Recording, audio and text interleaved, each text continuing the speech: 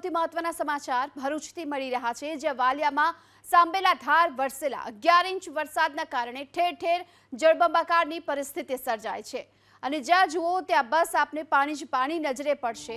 દોલતપુર ગામને જોડતા કોઝવે હાલ પાણી ફરી વળ્યા છે। આ કોઝવે પર પાણી ફરી વળવાના કારણે વાહન વ્યવહારને બંધ કરવાની ફરજ પડી, કારણ કે 14 કલાકમાં 11 ઇંચથી વધુ વરસાદ વરસી ચૂક્યો છે અને એમાં આ દ્રશ્યો આપ જોઈ લો, જ્યાં નજર નાખશો ત્યાં બસ આપને પાણી જોવા મળી રહેશે।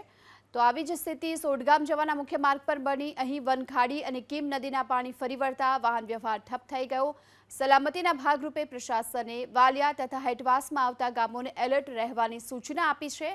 આ તરફ ભારે વરસાદથી આજે ભરૂચના વાલિયા અને નેત્રંગ તાલુકાની શાળાઓમાં રજા જાહેર કરી દેવાઈ। ડહેલી ગામમાં વનખાડીના પાણીથી ગામમાં આવેલું મહાદેવ મંદિર પાણીમાં જળમગ્ન થયું।